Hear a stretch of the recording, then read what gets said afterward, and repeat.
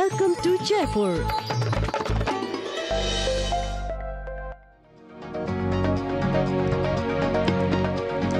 Hello and welcome. Live from New Delhi, you're watching DD India, India's voice to the world. I'm Gautam Roy, and coming up in the next 1 hour. Close on the heels of a successful moon mission, the countdown is on for the launch of the Indian Space Agency's solar mission Aditya L1 on Saturday.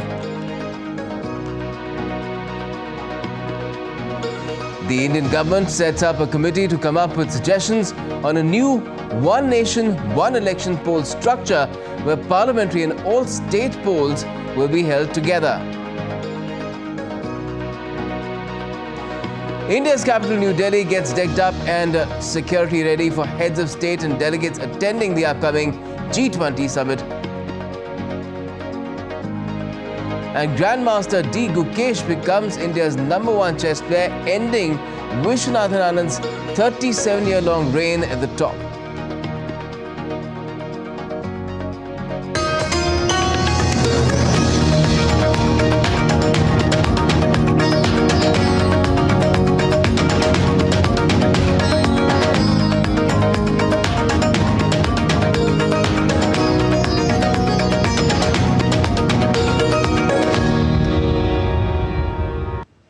The countdown is on for India's first solar mission Aditya L1. The launch is scheduled on Saturday at 11:50 a.m. Indian Standard Time from the southern state of Andhra Pradesh. India's first solar space observatory Aditya L1 will be launched by PSLV's C-57 rocket from India's spaceport at SHAR at Sriharikota. The mission is aimed at placing Aditya L1 in a halo orbit about 1.5 million kilometers from the Earth in the direction of the Sun. Scientists at Indian Institute of Astrophysics, Bangalore, are elated about this instrument, the payload VELC, which is the Visible Emission Line Chronograph, which is the largest payload in Aditya L1, which will study the corona of the Sun. Now, what is this VELC and the Aditya L1 mission? Well, DD India's Aisha Kharam has spoken with astrophysicists who've designed the payload, and they've explained to her what the VELC is all about and the mission itself. Listen in. Excitement is in air with regard to the Aditya L1 mission, and this mission is India's first mission to study the sun from a closer angle. To talk more about it, I have the team who have designed this VELC, this payload, and I have a team with me, Dr. Naga Bhushan. This is about visible line solar coronagraph, which is the second space journey for us. The first space journey was UV-80 onboard astrosat, and this is the second journey, and the future is the INSIS, that is Indian Spectroscopic Imaging Telescope. So this is the coronagraph. What happens, when this payload is activated? Once it starts to function its designated role, what happens first? Once it reaches the L1, there is Lagrange 1 point in the space. So after some stipulated days of the time, when all the other payloads, contaminations and other things are settled down, then this door will be opened. This door, entrance aperture door, will be opened. This will be deployed this way, and then our heaters will be turned on inside. So our decontamination heater will heat all these elements inside, and whatever it has accumulated during the journey, that will be blown off by this thing. So this is the first point from where the sun rays reach. This is a multiple operation door. So during calibration of the instrument, we close the door, and during the observation, we open the door. This can be demonstrated also like this thing. So my friend Kaniravan is putting a light. This is the sun. Imagine the sunlight. Okay. You can see this is the thing. From this light, it will be thrown out. Okay. High intensity part of the light is thrown out, which ensures that it is not reaching anywhere, it is not leaking anywhere in the system, and it is killing the system. And after blocking this light, what is the other part is that or the limb, that is the coronal light. The coronal light is taken inside, and it is passed through many of the focus through many of the lenslets and train of optical lenses, and then it will be imaged in an imaging channel, continuum channel, and this will be a coronal image. Means when you see an eclipse in your TV screen or naked eye, when you see the eclipse, how it looks, this light is blocked by this thing. This light part is black, and the other thing is coronal light. Is the same eclipse image you are seeing in the continuum channel. How many pictures does it send a day? It will, I think, 400 kind of imaging pictures and plus spectroscopic pictures. We are a little bit worried about the cross-contamination coming from the other payloads, which should not affect our super polished primary mirror, which is our heart of the system, which gives the coronal light to our detector systems. So we will be having the on-orbit contamination removal process. It is called as decontamination. Heaters will be switched on, and about a month that heat contamination will be on. So once if it reaches in the middle of January to the intended orbit, so we will be functioning maybe at the middle of February to the end of February sometime. And what does the electronics function mean to this entire payload? Yeah, electronics functions means basically the operation of detectors. So detector should be healthy because the cruise phase, as you know, it is more than 108 and 109 days.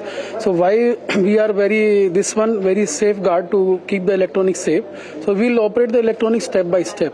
So since it has 4 detectors, so we'll operate the detectors one by one, check the basic health of the detector, are they functioning, they are recording the data, and data is coming seamlessly through the ground. So one by one this is done. So we have linear scan mechanism retarder also inside. The air motion also will be checked step by step. These are the astrophysicists who are working on this payload, and this payload will definitely throw light on the mysteries that is there within the sun and the activities within the sun, and perhaps this will be a milestone in India's quest for reaching closer to sun and further explore the scientific temper in the country. With cameraman Chandra Kumar, Asha Khanam, DD India, Bangalore. Now, the Aditya L1 will help understand the origin, dynamics and propagation of coronal mass ejection. Over 22 students at the Indian Institute of Astrophysics are working on research on sun studies. Dr. Neeraj Mohan explains what this mission means to all the scientists. Some students do hardcore theoretical calculations about the plasma processes. Many students look at data from other space observatories which look at the sun and try and understand, for example, the coronal heating problem. Why is the corona hotter than the surface? Or also do a lot of work on space weather. And some students also working on data analysis. How do you analyze the data? How do you get the science results from raw data? Which algorithms can be used in the future with data taken from Aditya, etc. All right, let's talk about this further. We have joining us Ratan Srivastav, well-known space expert. Good evening to you.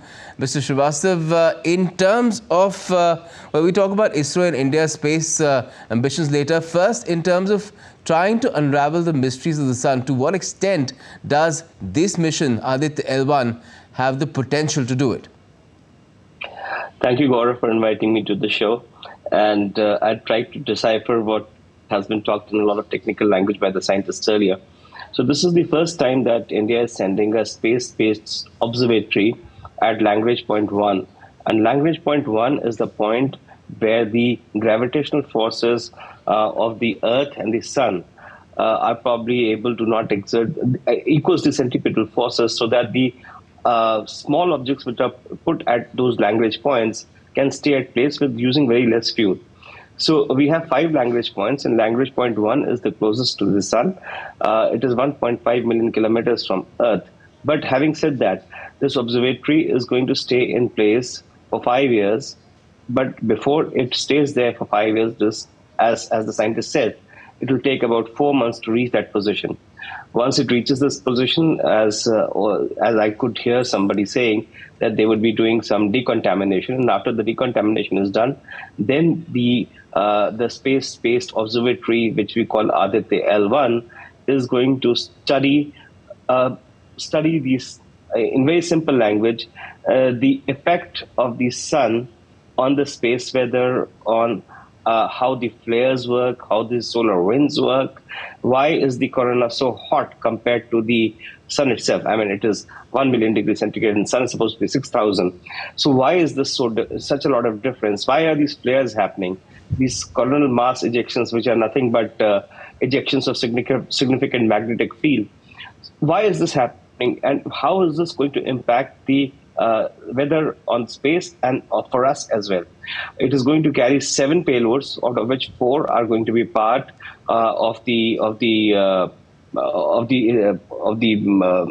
let's say 4 will be a part to do the observations, and 3 will be a part of in situ payloads, which is to say is going to continue to be with that with the observatory itself. So I think it's a very significant step that we are taking after the Chandrayaan-3 to go to near the sun and try to understand how the sun works. Just to give you a reference point, the James Webb telescope is at L2, and this is going to be at L1. And L2 and L1 are farther away. I mean, L1 is the closest to be near the sun, and the L1 is supposed to be significant because from here you will have no obstructions to observe the activities of the sun. Right. Now, in terms of, you mentioned the moon mission, you mentioned Chandrayaan-3. It had its own set of challenges, and we succeeded, ISRO succeeded in landing it. And now, of course, we have the rover and the lander working all fit and fine over there. What are the challenges associated with this particular, the Aditya L1 mission? And how confident is the scientific community in the country of surmounting it? I think the first and foremost challenge is this, that this is going to be PSLV XL is going to place it, in an elliptical orbit, and from the elliptical orbit, it is supposed to be doing the same slingshot method as Chandrayaan did before it goes into the cruise mode and gets out of the Earth's gravitational pull and enters into the L1, parking position, which is supposed to be. I think that is the most critical part of it, that it should be able to use sufficient amount of fuel that it is carrying and is able to do those elliptical orbits and get into the cruise mode. And after the cruise mode, gets it'll park at the L1 parking slot, which has been designated for it. And in terms of a timeline, you saying, and of course everybody else is saying, it's going to take 4 months to get to that point L1, and then after that, in how much time would it be able to give usable data, and where would it all be applicable, because it has industrial applications as well, for us to be able to declare that this mission too is a success, just like Chandrayaan-3? I think once it is parked in its designated place at L1 Lagrange point 1, we can consider the mission successful, because once it is there, it is going to stay there because it's going to use very less fuel, and that is the beauty of L1 point, and it's going to stay there and work unless, of course, there's some malfunction with some onboard systems. But we don't expect that to happen, because it's in a position where nothing should be able to harm it. Wonderful. Let's hope that happens, and it happens the way it's been planned, and we get to know of some really revelatory stuff about the sun through this mission. Thanks a lot for joining us and talking about it as well, Ratan Srivastav. Now, still to come up on DD India News are... Ratings agency Moody's says India's economy is set to boom with a higher than expected growth rate for 2023. The Indian government's latest initiative, which will safeguard consumer rights, we'll get to tell you about that as well. And the Indian Navy launches the 7th in the series of Made in India stealth frigates.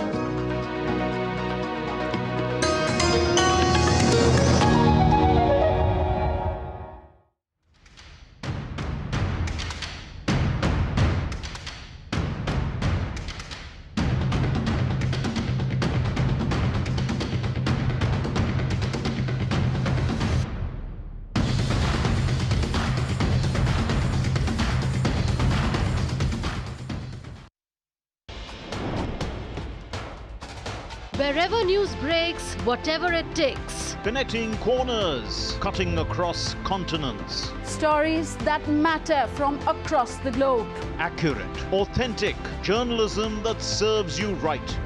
From politics to glamour, from sports to world affairs, with a fusion of aesthetics and substance. Introducing news in a new avatar. Experience the world through a new lens. Stay tuned to DD India.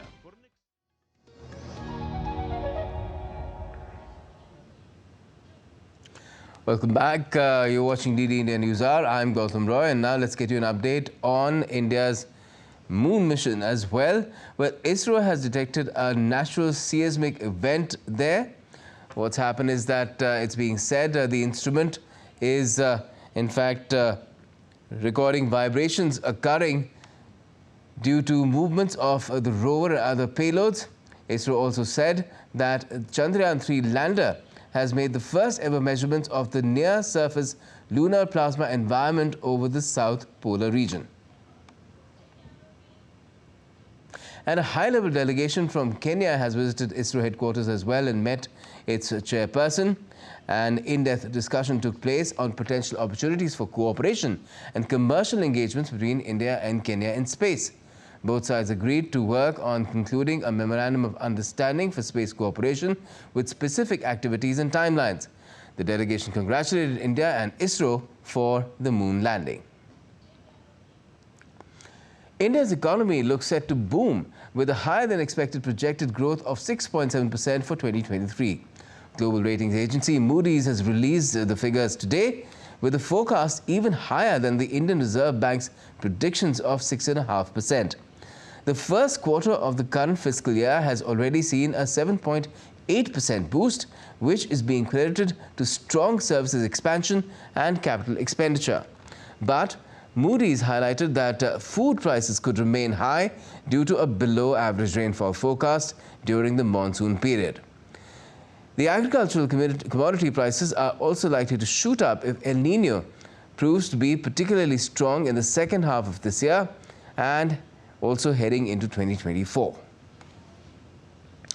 Prime Minister Narendra Modi has celebrated India reaching 10 billion digital transactions.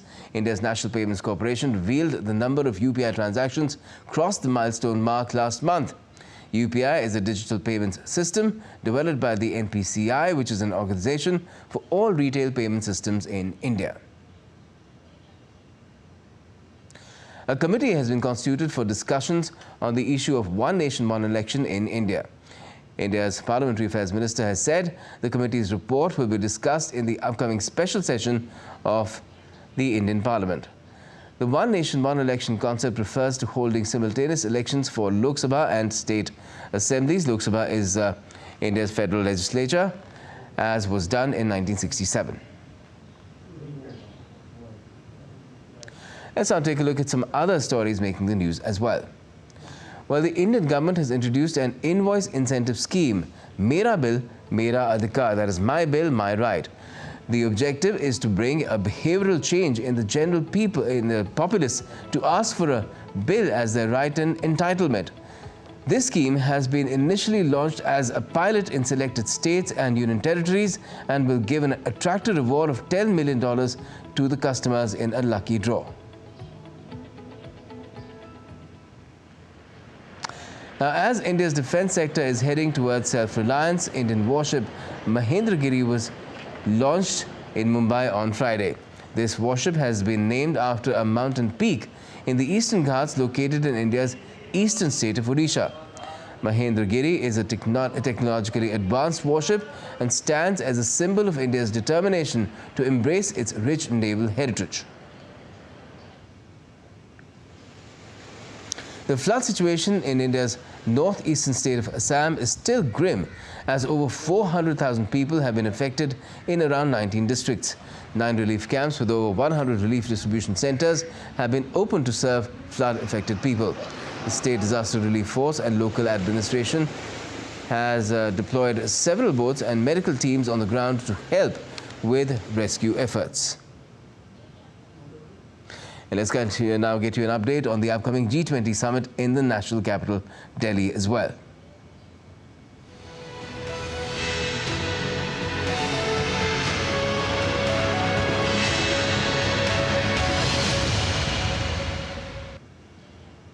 Well, India's capital Delhi is set for the G20 Summit, which is to take place from the 9th to the 10th of this month. Preparations to beautify the city are underway with illuminated fountains, floral boards and much more being installed. Siddharth Bharadwaj has filed this special report. Fountains lit up with multicolored lights and everywhere lush greenery. India's national capital, New Delhi, is being transformed to welcome the heads of over 40 states when the G20 Summit begins on September the 9th. From small gardens to main highways, Delhi is aiming to show its best face to the world. India, a country with strong economic growth, is ready to host hundreds of delegates arriving to discuss the global economy. The iconic G20 logo is everywhere here. But it's hoped this will be a summit of substance, not just symbol. Flags on poles, one that India can be proud of. There is certainly pride in the pots and plants. The authorities say over 100,000 potted plants, 3,000 fully grown trees and over 4 million saplings have been planted in the central Delhi area in preparation for this summit. There are new sculptures too. Around 20 have been installed at 12 key districts along with 12 fountains. And it's hoped that long after the summit is over, the new flowers and fountains will benefit everyone in Delhi, a lasting legacy and a beautiful memory of a historic summit. India's theme for G20 is Vasudhaiv Kutumbakam, which means the world is one family. Here in the national capital, they are working very hard to welcome the leaders of the G20 nations. The authorities are leaving no stone unturned to make the city more beautiful than ever. From unique art installations to tall fountains surrounded by lush greenery, the city is expected to look better and brighter when the summit begins on September 9th. With camera person Mahesh, this is Siddharth for DD India, New Delhi. And as the city gears up to host the G20 Summit, the New Delhi civic body has set up a control and command center to monitor all civic activities in the New Delhi area. DD India's Dibyendu Mondal has spoken to NDMC's Vice Chairperson Satish Upadhyay to know more about the plan. Listen in. As India is gearing up to host the G20 Summit, we are here at the New Delhi Municipal Council Command and Control Center. This is being termed as the third eye, which will monitor all the activities around the New Delhi area. Remember, New Delhi area is the key area where all the events of G20 will be held. Even the hotels where the foreign dignitaries and delegates will be staying will be in the New Delhi area. I'm joined by Vice Chairman Satish Upadhyay ji, who will tell us more about this particular center, what this center will be doing and what all preparations the NDMC has done in order to ensure security and safety for all the G20 delegates. Satish ji, what are the preparations? What is this command center about? See, this control and command center right now here is 50 people are working day and night. And they can monitor various activities from the 360-degree cameras. We have installed more than 450 cameras in the NDMC area. They can see the movement of traffic. They can see the movement of parking lots. They can see the movement of our lighting, what are there. If some default is there, they can already rectify it. And we can monitor our garbage management system also, solid waste management system also. And we can always monitor any kind of illegal activities or person or vehicles are coming. So we can always inform to Delhi Police or Delhi Traffic Police. Okay. So this camera, which you have given us a demonstration also, will be able to detect the vehicles, as you said, unwanted people. So how are you, once you detect unwanted movement or unwanted vehicle or any suspicious thing, how are you going to inform the Delhi Police? So we have a hotline with us. We have a hotline with us. We can always, if we find anything objectionable, we can always tell to traffic police or Delhi police about the movement, and they can always take the action. Okay. So the NDMC area also has a number of hotels where the delegates will be staying. What preparations in terms of cleanliness, in terms of beautification have the NDMC taken, and also importantly waste management? See, as far as beautification is concerned, we have planted more than 50 lakhs of shrubs. We have planted 1 lakhs of potted plants. We have planted 3,000 big trees. We have done so many roundabouts in a beautiful manner. We have done, many sculptures and water fountains are there. And the underground bins we have sensor in these, and all the vehicles have GPS system. When they are over, we get the SMS alert and we immediately clear it. We have given 3,000 employees a special uniform and identification, so they are working for the as electrician, as cleanliness worker, as maintenance and everything. So 3,000 employees will be there on the road. As you heard from Satish Upadhyay ji about how New Delhi Municipal Council is preparing for hosting the G20 delegates, and this is an humongous task for the organization to ensure safety, cleanliness and security of all the delegates visiting here. With camera person Manmohan, this is Dibyendu Mondal from New Delhi for DD India. Well, so hoping that all involved ace the test that they'll be put to through this G20 summit. Now, still to come on DD India News Hour.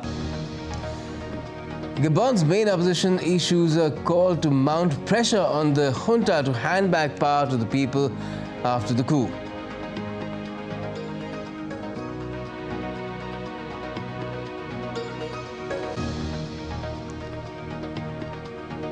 Singapore holds its first contested presidential elections on Friday in 12 years. And the wall of shame separating the haves and the have-nots in Peru's Lima comes crashing down.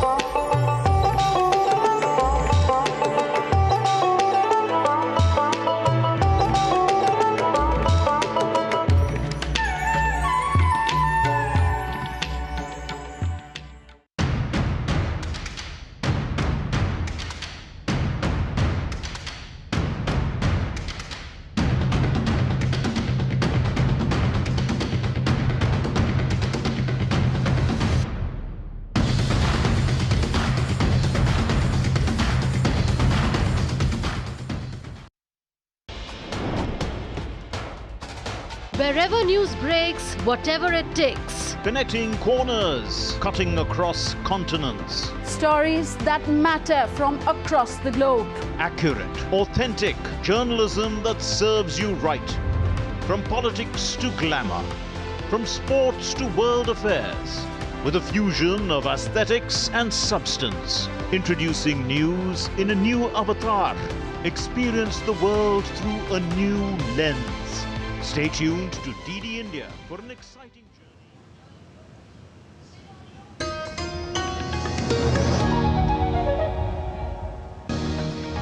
Welcome back. You're watching DD India News Hour. I'm Gautam Roy. Before we go any further, take another look at our top stories. The official countdown for India's ambitious solar mission, the Aditya L1, is underway. The launch is scheduled on Saturday at 11:50 a.m. Indian Standard Time. Rating agency Moody's says India's economy looks set to boom with a higher than expected projected growth rate of 6.7% for 2023.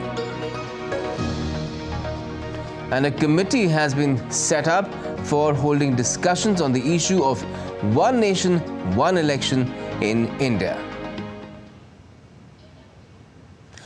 We're getting more for you on the G20 summit that's coming up very soon in the country, in the national capital, New Delhi. Women-led development is one of the focus areas of India's G20 presidency. The nation is hoping to use the forum to promote inclusive growth and development. This includes stress on selecting more women for leadership roles and boosting female participation across all sectors. Jessica Tareja has the details. From the kitchen to the office, from the corridors of power to the boardroom, more women than ever before are opening the doors to work and to a brighter future. Is this role across India? Devi Raju Chintalapati says she never thought of doing a 9-to-5 job. Just a year ago, she didn't know how to type or even access the internet. I started my first innings at the age of 50.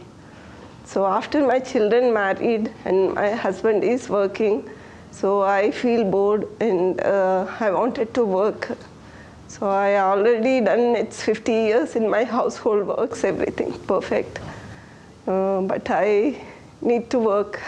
That time I don't know how to use a laptop and how to open a laptop and how to communicate in English or Hindi. That's all changed. Devi was hired by one of India's leading talent recruitment firms. In just 1 year, she became a business development expert. Devi is pitching new clients, she's making presentations, she's closing the deals. With the right attitudes, skills can be taught. While society narrows down homemaking to a handful of stereotypes, Devi is determined to defy odds and continue working. Last 1 year, I recruited 50 people. In that, 60% are women. Domain knowledge, not only of the talent. While women are still a minority in India's boardrooms, this organization boasts of a workforce that's 85% women. We've given them an environment where not only people like Shanti, Eva, Devi, but many more women who work for our organization have flourished. They've not only done well and reached their potential, they are now recruiting a lot of women for all the clients that we work for, and hope they will create an environment in the future, and this will be women's age. According to the Center for Monitoring Indian Economy, more than 90% of working age women aren't even looking for a job. But here, women are recruited in automotive and manufacturing industries, which are traditionally dominated by men. They go on to become not just factory workers, but also managers, CFOs and CTOs in the future. But the hard fact remains, fewer than 1 in 5 women work in the formal sector. And that's according to World Bank figures. India will be able to increase female workforce participation if it can find a way to tackle deep-seated prejudices. Jessica Thaneja for DD India. Even women-led deliberations are at the center stage at the G20 Summit for India. In the past, G20 never saw participation of women from rural or humble backgrounds, but under India's presidency, such women have found a voice in the G20. In Tanzania, more and more Masai women are leaving the savannas for a better life in the bustling city of Dar es Salaam. This shift marks a significant diversification of livelihoods as these women seek to contribute cash to their households. DD India's Daniel Kijo has more. These beads may be tiny, but they provide a livelihood for Happy Kibonke. She has left her traditional pastoralist lifestyle behind in Manyara and ventured into the city to engage in bead business. Big cities are competitive, but Happy says she's breaking traditional gender norms in exchange for a better income. There is a big difference between Manyara and here. Back home, I had very little income. You have to maybe sell a cow to get money. But here in the city, I use my hands, make something, and get money. According to the Journal of Geographic Association of Tanzania, more than half of the Masai women who moved to Dar es Salaam use their income for buying food and other domestic goods, including paying for school expenses for their families in rural areas. Experts in gender issues say women reinvest in their families. When a woman succeeds, the benefits are shared by her household and even the society around her. We want women to have more opportunities because their success helps others. While Masai women in urban cities are free from conventional roles of women in pastoralist societies, back home, Masai women have no right to own property or livestock, have very limited access to education, and lack power to make decisions about their own lives.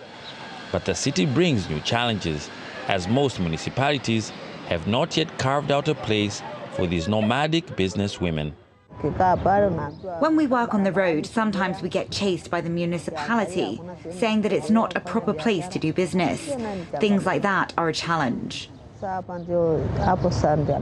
Happy says coming to Dar helped her break away from a patriarchal system.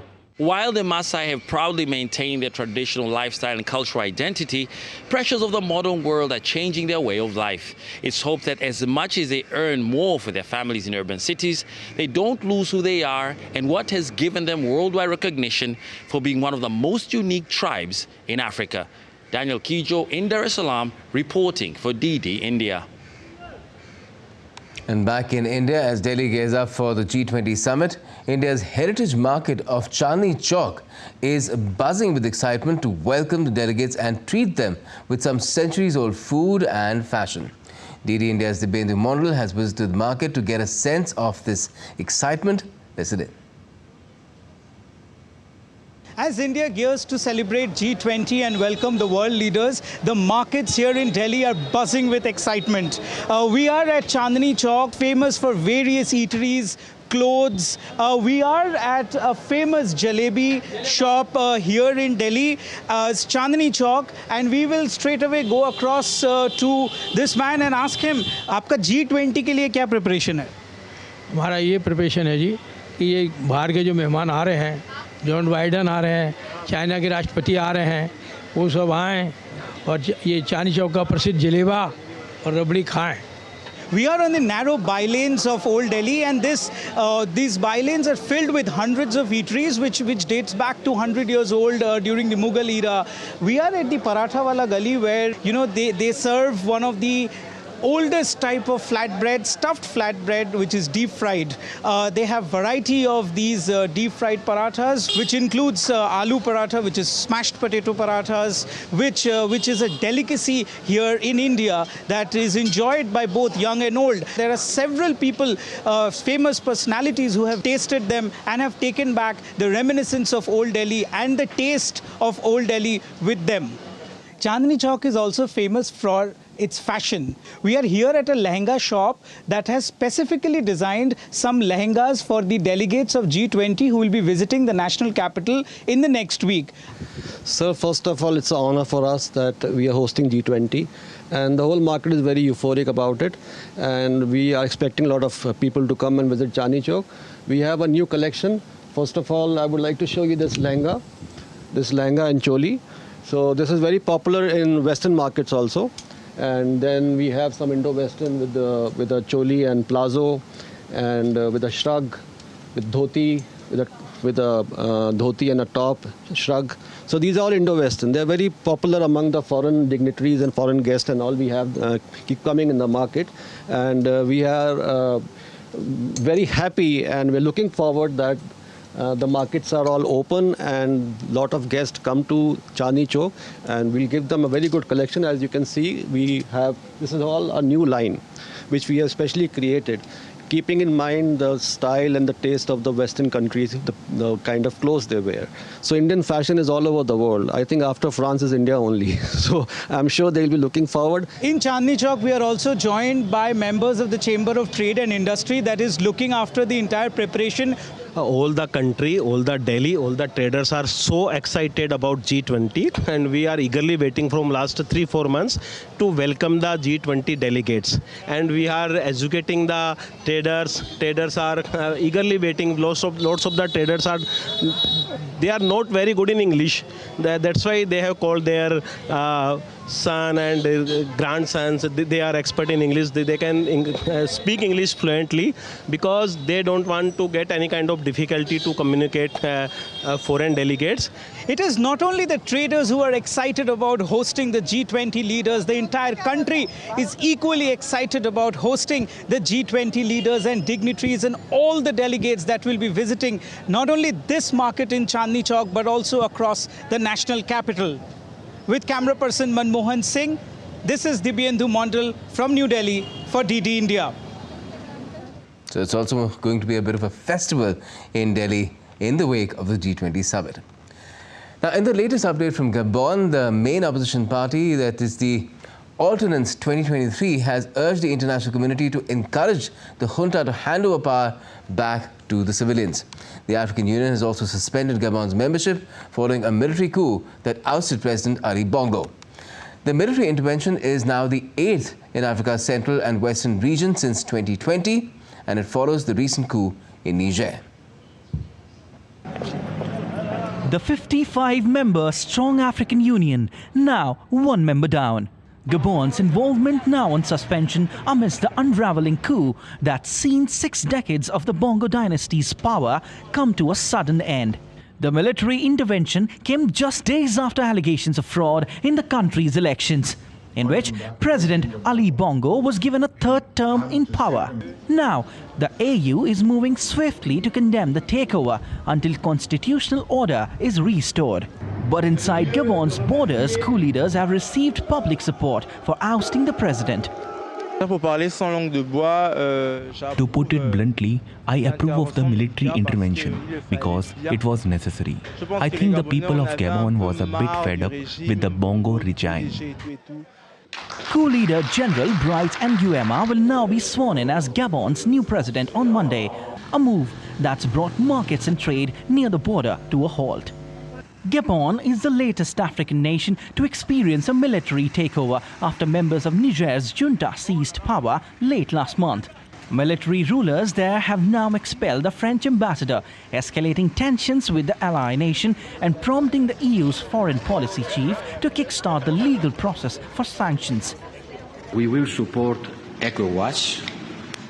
We have expressed this will from the first moment of the coup. It's up to them to take initiatives and decisions in order to counter this military coup. And we will follow, trying to implement the same kind of sanctions that they have decided. But with ECOWAS sanctions already in place, it's still yet to be seen whether more will bring an end to the military rule.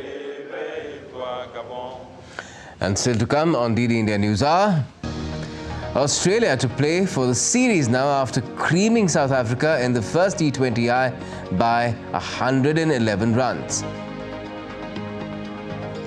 India's Grandmaster Gukesh becomes the #1 India chess player as well, ending Vishwanathan Anand's 37-year-long reign at the top. And Lionel Messi will lead the world champions Argentina in their opening Football World Cup qualifiers.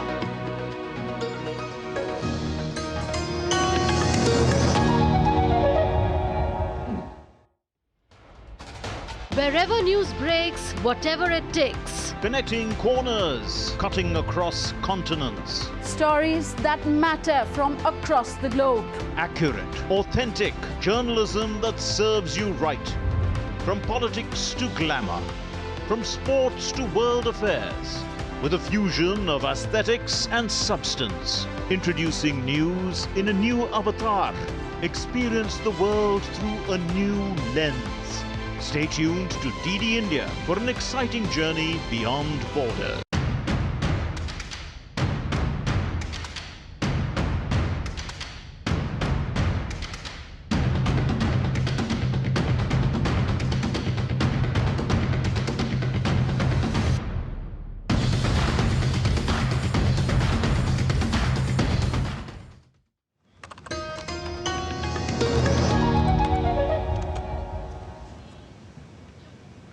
Welcome back. You're watching DD India News Hour. I'm Gautam Roy. So why is the crisis prevailing in Africa? DD India's Chris Okamaringa reports from Kinshasa about the situation in Gabon. This decision by the African Union will mean that Gabon will not be able to participate in any activities of the African Union. That means they will not be able to attend meetings or vote on certain key issues that might have a bearing on their internal affairs. You know, the African Union was established to defend the sovereignty, territorial integrity of its member states. It's supposed to promote political and social cooperation on the continent, and also eradicate colonialism and also back African countries, you know, in certain international global issues like climate change, pandemic. During the COVID-19 pandemic, for instance, the African Union helped certain African countries that could not afford to buy vaccines to get them from pharmaceutical companies. So Gabon will miss out on all that. The idea is to isolate Gabon, to make it a kind of a pariah state so that it can quickly form a transition team and ensure that the power is returned to the civilian authorities.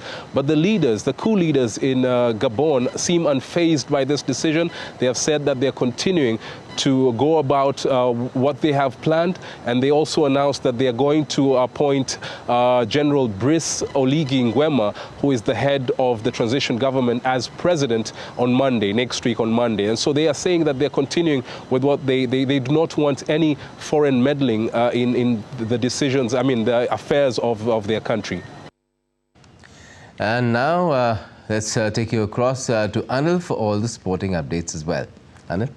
Thank you, Gautam. Taking a quick look at all the big stories in the world of sports, starting first up with Neeraj. They are not able to come good. Neeraj Chopra, they're finishing second behind Jakub Wedlic with a throw of 85.71 meters. Neeraj began with 80.79 meters throw in his first attempt, followed by 2 foul throws. He got an 85.22 meter throw in his fourth attempt, but his fifth attempt once again was a foul. Long jumper Murli Sri Shankar finished fifth. On chess, India's youngest grandmaster D. Gukesh has officially taken over as India's #1 chess player from his mentor Vishwanathan Anand. World number 8 Gukesh is the new India #1 with a career high rating, yellow ranking of 2758. He also gate crashed into the top 10 bracket after gaining 3 spots since August 1st by reaching the World Cup quarterfinals, where he lost to eventual champion, world #1 Magnus Carlsen. Well, after dismantling South Africa in the first T20, Australian men's cricket team will take the stage not only to win the series, but also to carry on the same display of cricket as the 50-over World Cup comes near. In the first T20, Australia hammered South Africa's bowling as they put up a mammoth 226 in 20 overs. Mitchell Marsh smashed a 49-ball 92 to hand South Africa a 111-run defeat. White ball champions England take on New Zealand in the second T20 at Manchester later today. The 2022 T20 World Champions defeated the Black Caps by 7 wickets in the first T20, courtesy of a brilliant performance by debutant Bride O'Carsey's fiery display of 4 wickets for 23 runs, followed by David Malan and Harry Brooks' batting display. On the US Open, the 4th Grand Slam of the year, Jessica Pegula makes it to the 3rd round. Meanwhile, Elena's 11th Grand Slam match win of the season. Lots more to look forward to on day 5 from the US Open. Jessica Pegula makes it to the 3rd round of the 4th consecutive year by defeating Patricia Maria Tig in the 2nd round with 6-3, 6-1. Belarusian Aryna Sabalenka defeated Jody Burch 6-3, 6-2 to reach the 3rd round. World number 2 Sabalenka will now face French woman Clara Burel next. Elina Svitilona's 11th Grand Slam match win of the season puts her into round 3 by winning against Anastasia 5-7, 6-4, 6-4. Ons Jabeur used every bit of her big match experience to navigate a tricky 2nd round-up match with the 18-year-old Linda Noskova, winning 7-6, 4-6, 6-3. Clara Burel beat former finalist Karolina Pliskova by 6-4, 6-2. Well, the draw for the group stage of the UEFA Champions League has thrown some clashes between European giants and a difficult return to the competition for Newcastle United. DD India's Ollie Barrett has more from London.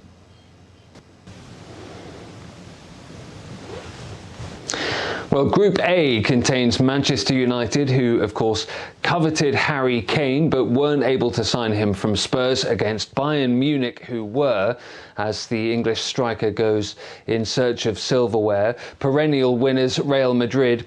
In Group C have Italian champions Napoli to contend with. Arsenal, having added Declan Rice in midfield, will play PSV Eindhoven, RC Lens and Sevilla. Atletico Madrid, Lazio and Celtic also share an interesting group. Newcastle's return to the group stage for the first time in 21 years is going to be tough. They are drawn in Group F with Paris Saint-Germain, albeit no longer with Messi or Neymar in the squad. Former champions Borussia Dortmund and AC Milan as well. Now, Newcastle have high ambitions under Saudi ownership, and this is certainly a chance to show how close they are to the European elite. Spanish giants Barcelona draw Porto, Shakhtar and Royal Antwerp in their group. Current Champions League holders Manchester City get RB Leipzig, Red Star Belgrade and Young Boys, and they will fancy their chances of getting out of that group. All of these group games begin on the 19th of September. Wembley here in London hosts the final on the 1st of June next year. Ollie Barrett in London reporting for DD India. Well, Lionel Messi will lead world champions Argentina in their opening World Cup qualifier against Ecuador and Bolivia, the captain's first international since joining MLS soccer team Inter Miami. Coach Scaloni's 32-man squad also features stalwarts that include Angel Di Maria, who returned to Benfica this year, and defender Nicolas Otamendi.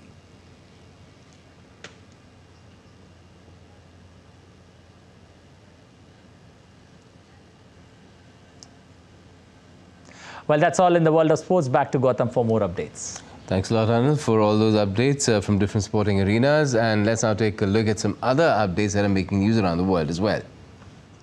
Well, Singapore held its first contested presidential election on Friday in 12 years. The voting was closely watched, which is likely to indicate the level of support for the ruling party after a spate of political scandals. Singapore's presidency is ceremonial and non-partisan, but party lines have already been established for the election to succeed incumbent Halimah Yacob. Voting is mandatory for its 2.7 million eligible citizens.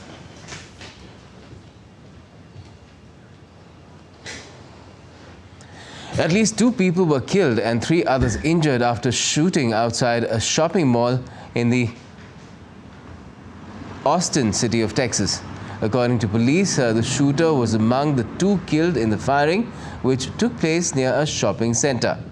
No suspects were detained, and officials said there was no further threat to the populace. To tackle rising issues of poverty and food insecurity rates, Brazil President Luiz Inácio Lula da Silva has launched the Brazil Without Hunger plan. The president said it is not just a food program, but also deals with improving the quality of life in the South American country. According to data, the number of Brazilians who find it difficult to feed their families has more than doubled in the last 8 years. That's all we have in this edition of DD India News Hour for the moment, but do let us know your thoughts on the news of the day. You can connect with us on Facebook, X, formerly Twitter, and Instagram. We'll be back with more news and updates as they break here on DD India. I'm Gautam Roy, and from all of us here in Delhi, thanks for watching News Hour.